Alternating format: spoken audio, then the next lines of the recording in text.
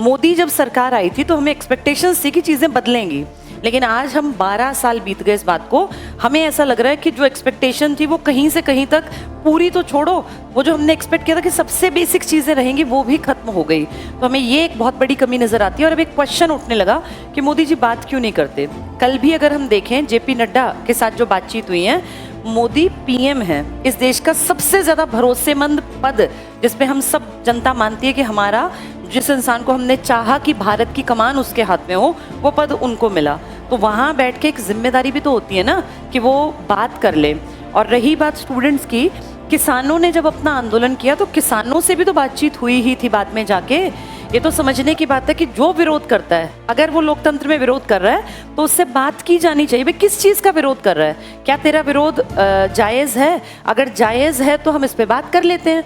जो स्टूडेंट्स मान लेते हैं हम गलत भी कर रहे थे, कुछ डिमांड गलत हो सकती हैं, भाई एकदम से कोई मिनिस्टर ना इस्तीफा दे, हम इसको भी मान लेते हैं।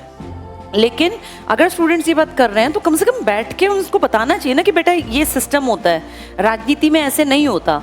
सरकार की जो जिम्मेदारी है, खासकर पीएम की जो जिम्मेदारी है, हम सारी सरकार को एक तरफ रखते हैं, भाई हम सब के लिए एक चेहरा है इस देश की पावर का, और वो है नरेंद्र दामोदर दास मोदी। हम तो उन्हीं को मानते हैं ना, सर्वे सर्वा। अगर देश में बड़े लेवल पे किसी एक खास कम्युनिटी को, किसी एक विशेष वर्ग के लोगों को दिक्कत है तो वो किससे उम्मीद करें कि वो ठीक हो जाएगी? भाई अपने पीएम से। पीएम की जिम्मेदारी बनती है, क्योंकि लोकतांत्रिक देश है, हमारी वोट की पावर से वो वहां तक पहुंचे हैं। पहले क्या कहते थे, इस देश में कहावत थी कि मनमोहन सिंह जी मौन मंत्री थे, मौन प्रधानमंत्री, वो बोलते नहीं थे।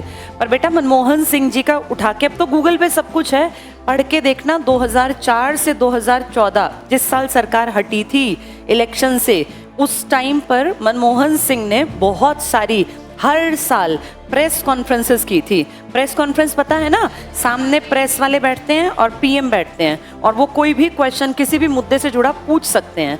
और प्रेस को हम ये मानते हैं कि चलो ठीक है, आधी बिक गई होगी, कुछ लोग तो होंगे जो सच में प्रेस के लिए आज भी काम करते होंगे। तो मोदी जी की जिम्मेवारी बनती है। और हम, बहुत लोग कह रहे हैं कि मोदी जी इंटरव्यू देते हैं, भैया इंटरव्यू तो प्री प्लान्ड होता है, स्क्रिप्टेड होते हैं सारे क्वेश्चन, उसमें एकदम से कोई कुछ नहीं पूछता। इंटरव्यू देने में तो आपकी पसंद के क्वेश्चन पूछे जाएंगे, आप उस पर बोलेंगे। प्रेस कॉन्फ्रेंस में होता है, आपको नहीं पता, सामने बैठे हैं 50-100 लोग, वो कुछ भी पूछ लेंगे और आपको जवाब देना पड़ेगा। उस हिसाब से देखें, भाई 1 साल 2 साल समझ में आता है। अब तो हमने 15 साल की कमान दे रखी है मोदी जी के हाथ में, 12 साल पूरे बीत गए, 13वां साल चल रहा है।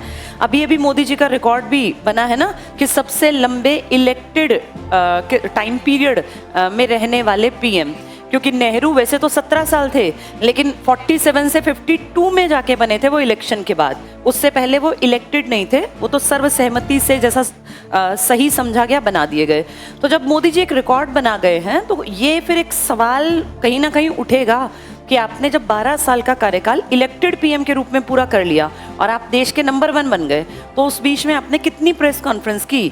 इंटरव्यू और प्रेस कॉन्फ्रेंस 2 अलग चीज़ें हैं। किसी कैमरे के सामने बोल देना होता है भाषण देना, और जब इंटरव्यू होता है ना तो उसमें डायलॉग्स होते हैं, एक आदमी क्वेश्चन पूछता है, दूसरा आंसर करता है, उसमें 2 आदमियों का, दो क्या, प्रेस कॉन्फ्रेंस में तो 50-100 लोग बैठेंगे, तो वहाँ आपस में बातचीत होगी, क्रॉस क्वेश्चनिंग भी होगी, जब वो जवाब देंगे तो उसके ऊपर भी सवाल उठेंगे।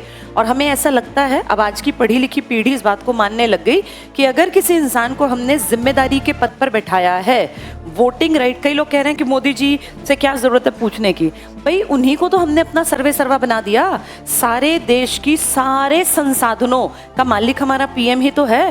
क्या चीज़ कैसे इस्तेमाल होगी अगले 5 सालों में, सारी प्लानिंग वही तो करते हैं, तो हम उनसे क्यों ना सवाल पूछें। और जो लोग कह रहे हैं कि नहीं ऐसे प्रेस कॉन्फ्रेंस, सारी दुनिया के किसी कंट्री को उठा के देख लो, सब प्रेस कॉन्फ्रेंस करते हैं, चाहे वो यूएस का प्रेसिडेंट हो, चाहे वो किसी छोटे देश का प्राइम मिनिस्टर या प्रेसिडेंट। ये जिम्मेवारी होती है, आप जिस पद पे बैठे हैं वहाँ बैठ के आपने क्या किया। और मुझे ऐसा लगता है, इंसान है, मैं हूँ, तुम हो, कोई भी है, बेटा गलती तो किसी से भी हो सकती है ना। मोदी जी क्या गलती नहीं कर सकते? कर सकते हैं, इंसान ही तो हैं। अगर किसी से कोई गलती हो जाए और अगर खुले मंच पे उस गलती को मान ले तो मुझे ऐसा पर्सनली लगता है इससे कोई फर्क नहीं पड़ता। और हम भी इस बात को समझते हैं कि हाँ, कोई डिसीजन गलत हो सकता है। बहुत बार आप जो सोचते हैं वैसी परिस्थितियां नहीं निकलती हैं, लेकिन किसी से बात ही ना करना, किसी के सामने जाना ही ना, ये तो कोई उपचार ही नहीं हुआ। रही मन की बात में मोदी जी सिर्फ अपनी बात कर रहे होते हैं, किसी की बात कहाँ सुन रहे होते हैं। और जिनकी सुन रहे होते हैं, आप सबको पता है कि उनको पहले से बताया जाता है कि आपको ये क्वेश्चन करना है, आपको ये मैसेज देना है। ये सब प्री प्लान्ड होता है ना। खुले तौर पे एक भी देश में प्रेस कॉन्फ्रेंस नहीं हुई, और जो कल घटना हुई ये 100% रोकी जा सकती थी। क्या जरूरत पड़ी थी कि इतने दिन तक रुके रहते? कल भी तो बात ही की ना, बात करके वो कागज ही तो लिया, वो कागज पहले ले लेते।